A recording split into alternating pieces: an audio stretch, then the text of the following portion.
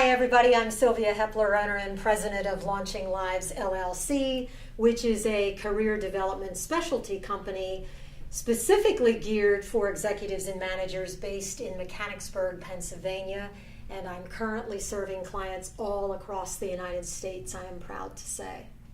It's great to be back here with you for video number 3 in our mini video series directly related to my custom designed system called a blueprint for landing your next job. And hopefully you've had a chance to view the previous 2 videos. In our last one, we talked about your personal beliefs and assumptions that you hold that actually are responsible for creating whatever results you are getting in your career. So today in video number 3, I'd like to move us forward into one of the other steps in this 12-step process blueprint. And that one is the one that focuses on list what you want and don't want. Wow, this seems like an obvious thing, but I can tell you over the years as I have worked with clients who are looking to get a promotion or jump ship and go elsewhere in another industry, that people really don't devote the time, energy, and attention to these 2 items that they really need to devote. I have clients tell me all the time that they have some sense of what they don't want in the next job or position, but they have very little idea about what they do want. And you know, that was so true of me in my 20s in particular. I was just so darn grateful to get a job of any kind, to get a paycheck and some benefits, that I didn't really think too much about what do I want and what don't I want in this job. It's just kind of like if they call me on the phone and offer me the job and I was the chosen candidate, boom, lickety-split, I'm there to say yes. I'm just relieved and happy on some level to have been selected.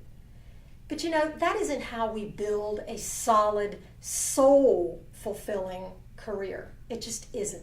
That's kind of like skimming the surface, walking on the surface of the water. There's no depth to that. And when we have no depth, we don't get a lot of happiness and fulfillment and peace. So when I hear people, particularly my clients, tell me, I have a little idea what I don't want, and I really have almost no idea of what I do want, that's a showstopper as well. And we need to put the brakes on in our process, we need to back up, and we need to explore that in some depth and at length. What I have done here on the flip chart paper is I have come up with a number of different categories to help us work through that particular type of exploration. So you don't have to just dream all this up on your own. That's too hard. And it takes too much time and too much energy. So I want to give these categories to you. And yes, you can write them down so that you can work through these later, long after the video is finished. How about the level of responsibility that you want in your next position or your next job, wherever that turns out to be? In other words, do you want a similar level of responsibility? Do you just want to make a lateral move, but perhaps in a totally different industry or with a different organization? Or do you have in mind that you have been a coordinator, a department head, a team leader for a number of years, and now you are ready for a vice president's position? Maybe you have decided that it's time to climb up towards a VP slot. But you need to get some clarity around the level of responsibility in your next position that you really want. And the other piece that I would add to that I didn't write up here is get some clarity around the why behind that, the WHY behind that.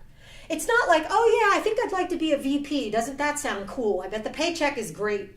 I bet that's a big paycheck, and I bet a lot of people look up to you if you're a VP. You have a lot of power and control. Well, you know, there's more to it than that. Let's get a little bit of depth behind that. Really, why do you want to be a vice president? Or why do you want to be a supervisor for the first time? Because those positions require certain skills, folks. And you better make sure that you at least have some of those basic skills to get started, and you know where you're going to go to get more of those skills that are absolutely essential for a management type position. Get some clarity around the skills that you want to use in your next position. Do you know which skills are attractive to you, that you actually want to use them more often? You want to use them more expansively? You want to actually leverage them in the next position? Are you clear on those skills? Are there skills that you have that you feel really good about, and you're good at those things, but you don't necessarily like using them?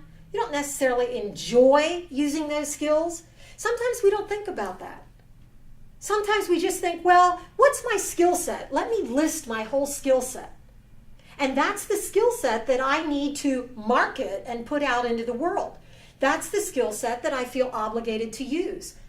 That's a bunch of nonsense, I have come to discover now that I'm a little bit older. That's a belief that I also held when I was younger, but it's utter nonsense. There are things that I do really well, and you know what? I don't like doing them. And the more I can get out of using those skills, the better off I am.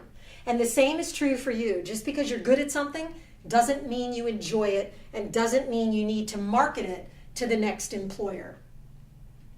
How about the dollar range for salary or your reimbursement?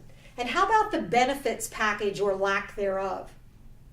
What do you want when it comes to a salary range? Do you have an idea? It's amazing, folks, the number of clients who I ask that question of, and all is silent on the other end of the phone. And they will say, I don't really know. I'm not really sure what I would say to that. And I'm like, you better get some clarity around that.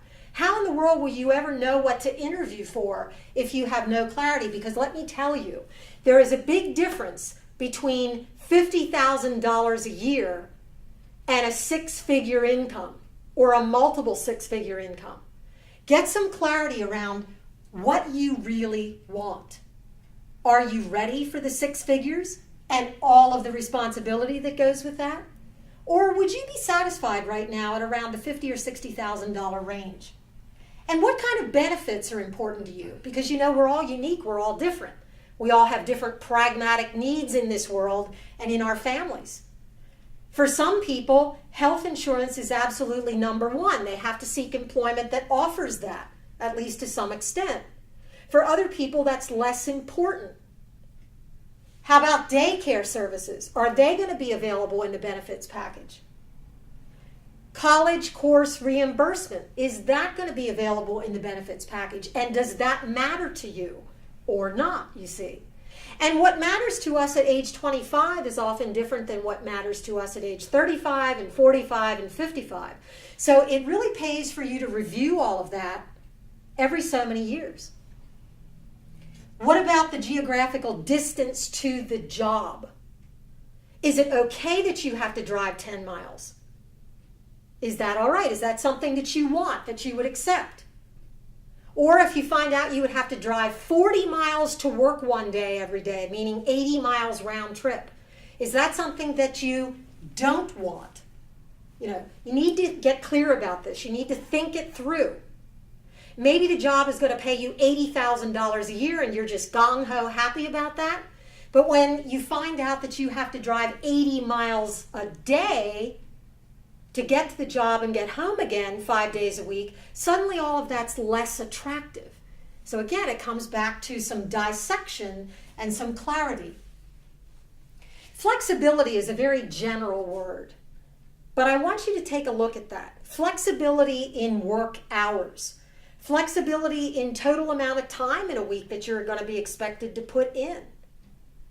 Flexibility in, can you bring your kids to the organization one day a week or for several hours during the week? Can you bring a pet to work? Can you take off an hour before quitting time to go to a doctor's appointment or go to your kid's soccer game? Or go to your child's play or ballet program? All of those things tend to matter, particularly to parents. Or if you have a health problem and you need frequent doctor visits, getting off during the day to go to the doctor is going to be a factor that you need to consider. So How flexible do you need to be in that next position? How flexible is your employer going to be when you make certain requests? And these are things, by the way, that you need to find out in your interviews. Because to ever accept a job, folks, without understanding the employer's definition of flexibility, which, by the way, is often very different than yours and mine, that's going to be a huge mistake. That's going to be a stumbling block. And it's going to be a bone of contention for you sooner rather than later. It's going to be a place for you to butt heads with the employer. Well, why even go there in the first place? The key is to find out just how flexible they are and how do they define flexibility before you ever sign on. And then employer values. Maybe I should have listed this first. This is huge. Because remember in video number 1, we were talking about it was so critical for you to get in tune with your core personal intrinsic values. Well, you need to get in tune with your employer's values also. The company or organizational wide values. What is this company putting out into the community and into the world as far as what they hold near and dear? What's most important to them? Selling the almighty product, but then they don't care about customer service? Or do they care about a quality product, but they also care deeply about timely and effective customer service? That all fits into employer values, and I would take that a step further. If you can possibly get a glimpse into your immediate supervisor's personal values, that would be to your advantage as well. Find out what he or she believes. What is most important to that individual? Because you know what? It's going to impact you every day on the job. And if that person has a value system that is totally the antithesis of yours, don't kid yourself. That's going to be a constant clash, overtly or covertly, but it's going to be a non-stop clash, and you're going to get tired of it. It's going to zap you of energy. Moving along, how about the consideration of time and your energy commitment in this particular new position?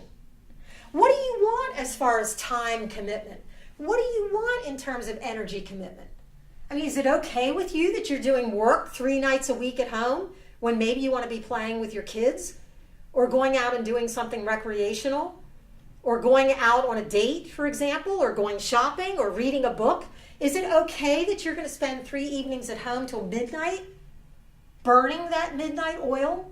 Or even 5 nights a week? Or how about weekend time? Is that going to be respected? Or are you going to be expected to work at least 2 weekends a month, either on site or at home at the computer? Just how much time and energy do you want to invest in the position? Let's think a little bit about the work environment, the work culture. Is the new culture going to be supportive? Is it going to be a learning culture? Is it going to be a culture where there's a lot of collegial interface?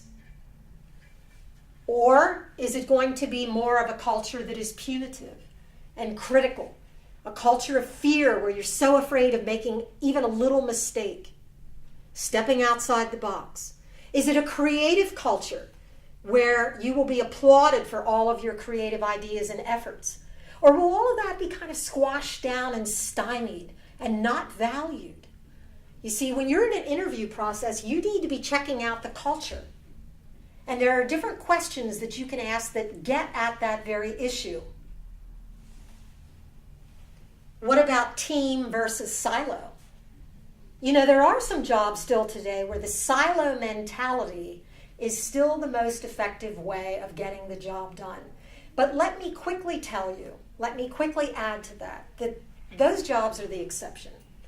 I really need for you to understand today that teamwork is valued in most organizations. Why? Because we have become a global society. Most businesses are not just influencing and happening in their own little small town, for example, or their city. But we have this global way of doing business now that requires people from a lot of different locations and a wide diversity of people. We need to get along with different kinds of people. So if you're not a team player, if you know that part of your personality is not playing on a team, not playing well in a sandbox, so to speak, then you better be looking for a job that is more focused on siloed positions. Not a job or an organization that highly values team function and team effectiveness to get the results that they desire. So you got to get clear about where do you see yourself fitting in? Where do you most thrive? And then the qualities in your supervisor. What qualities do you want in a supervisor? Do you know most of my clients, when I pose that question, they have no idea. Why? Because they've never thought about it before. Or if they've thought about it, they've thought about it very superficially. They have not dug beneath the surface on what do I really want and need in the person I report to. Do I want that person to be a resource? Do I want that person to be accessible to me whenever I text or phone? Do I need that person to have an amicable approach to me, an amicable, pleasant personality, or doesn't that particularly matter to me? Do I need a results-oriented supervisor? Do I want a supervisor who will allow me to function more autonomously or not? Do I want a supervisor who is going to have my back? Or doesn't that matter to me either? See, that's the fine-tuned layer of clarity that you need to get around all of this. It's not just, oh yeah, I'm going to have another boss. What's his name? Or what's her name? It goes far deeper than all of that. Find out something about that person. And sometimes, your immediate supervisor is not in the interview process, which I always see as a deficit. And if they're not in the interview process, you need to be asking questions of the interviewer about that direct supervisor so that you can start making an assessment about whether or not you can really work with that person effectively. Travel requirements, that's a big one too. Are you going to be expected to be flying all over the world in an airplane? Once a month, every week, twice a year? There's differences in all of that and in terms of how that plays out in your life and how that impacts your life. Are you going to be expected to drive around a certain region? Maybe the region is a certain state. Maybe the region is several states. Or maybe the region is just 3 counties. But you need to get clear about the travel requirements. Recently, one of my own clients was telling me that she had taken a job, and I was well aware that she took a new job about 6 months ago. And initially they said, occasionally, maybe a couple times a year, you're going to need to drive to Virginia, Maryland, states that are relatively close to Pennsylvania. No big deal. So she took the job. And what she is now discovering 6 months into this is that they have her on an airplane to go to southern states. And she's doing this about every other week. She is no longer just able to drive to Virginia or Delaware once or twice a year. Now she's finding that travel is a large part of this new position and the company's expectations. And when I asked her how she felt about that, she said, well, as it turns out, I'm really okay with that, Sylvia, because at this point in time, my kids are grown, and my time is pretty much my own, and my husband doesn't really care if I'm gone for 3 or 4 days at a shot. So she said, luckily, this is coming at a point in my life where it's really okay. But she said, if this would be coming 20 years ago when I was raising small children, that would not be okay. And then she said there'd be an enormous problem. Then I don't know what I would do with the job. Would I have to leave? And we talked about that a little bit. Finally, professional development opportunities. Are they available? And if so, what do they look like? Is it going to be somebody on site who's teaching you new skills? Are they going to put money behind you to sign up for courses, to allow you to sign up for webinars, to buy books off of Amazon, to send you off to conferences in another state or on another coast of the country? What are they really going to do? Are they going to pay money so that you can hire yourself a coach? Are they going to pay 50% of the coaching bill and let you pay the other 50%?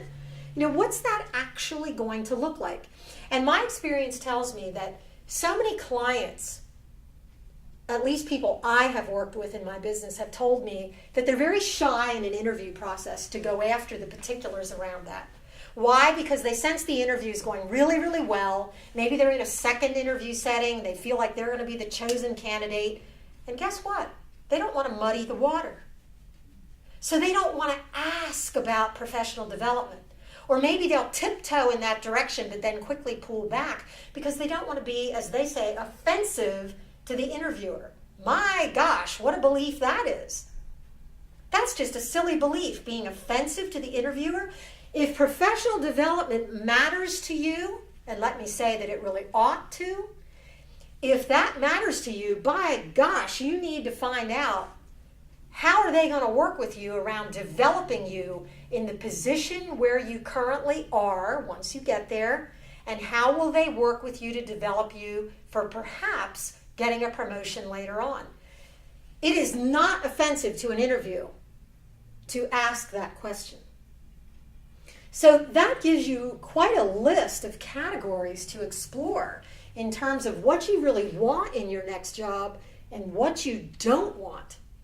And as I've always promised, you do get a little bit of an assignment at the end of each of these videos. Here is your assignment at the conclusion of video number 3.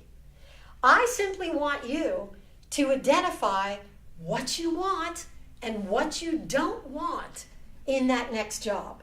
So again, that's going to require you to get out the sheet of paper, draw the line down the middle, label your left-hand column, what I really want, label your right-hand column, what I know I don't want, and get clear from an emotional, psychological, mental, and pragmatic standpoint.